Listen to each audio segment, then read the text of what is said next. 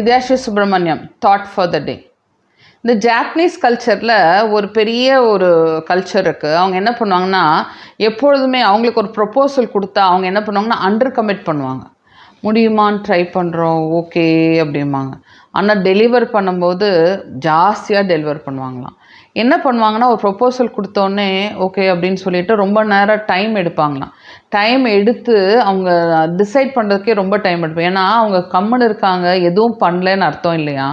அவங்க என்ன பண்ணுறாங்கன்னா, உள்ளே போய் ஆராய்ச்சி பண்ணுவாங்களாம். என்ன பண்ணலாம், எப்படி பண்ணலாம், ஒவ்வொரு விஷயமும் டீட்டெயில்டாக பண்ணுவாங்களாம்.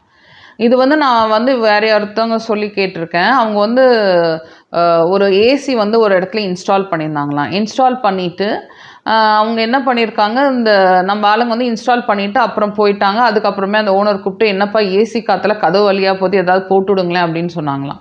அப்புறம் அவங்க கதவு கீழே அந்த நிறையா அந்த ஸ்பேஸ் இருந்திருக்க மாட்டேங்க. அப்புறம் அது என்னமோ அந்த ரப்பர் மாதிரியோ புஷ் மாதிரியோ வச்சுட்டு போனாங்களாம்.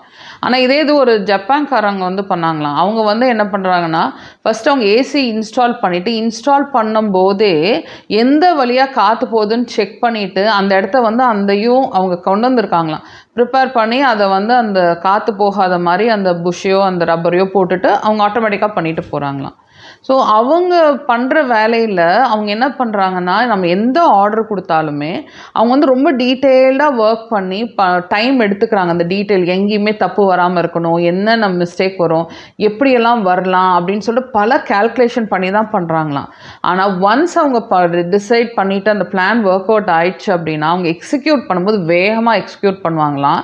எக்ஸிக்யூஷன் வேகமாக மட்டும் இல்லாமல் அவங்களுக்கு கரெக்ஷன் ரொம்ப ரொம்ப லோவாக இருக்குமா, இல்லை நிறைய டைம் வராதான்.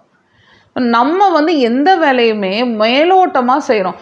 ஒவ்வொன்றுக்கும் ஒவ்வொரு கரெக்ஷன் பண்ணிக்கிட்டே இருக்கோம். ஓகே, இதுக்கப்புறம் இதை பண்ணலையா, ஏன்பா அதை பண்ணல, ஏன்பா இதை பண்ணல. அவங்களுக்கு அந்த இன்டெப்த் தாட்டே இல்லை.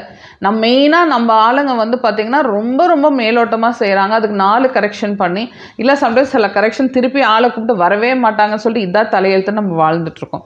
ஸோ நம்ம ஒவ்வொரு வேலையும் டீட்டெயில்டாக பண்ண நம்ம பிள்ளைங்களுக்கும் இந்த டீட்டெயில்டாக பண்ணுறதுக்கு சொல்லி கொடுத்தோம் அப்படின்னா நம்ம ஜப்பான்காரங்களோட அதிகமாக வளர்கிறதுக்கான வாய்ப்பு ரொம்ப ஜாஸ்தியாக இருக்கும். ஸோ நம்ம அட்லீஸ்ட் நம்ம குழந்தைங்களுக்கு ஒவ்வொரு விஷயமும் டீட்டெயில்டாக பிளான் பண்ணி நல்ல ஹையராக நம்மளோட எக்ஸிக்யூஷன் ரொம்ப ப்ராம்ப்டாக கரெக்டாக நல்ல டீட்டெயில்டாக ஃபாஸ்ட்டாக பண்ணுறதுக்கு ப்ரிப்பேர் பண்ணுறதுக்கு சொல்லிக் கொடுக்கணும். ஓகே.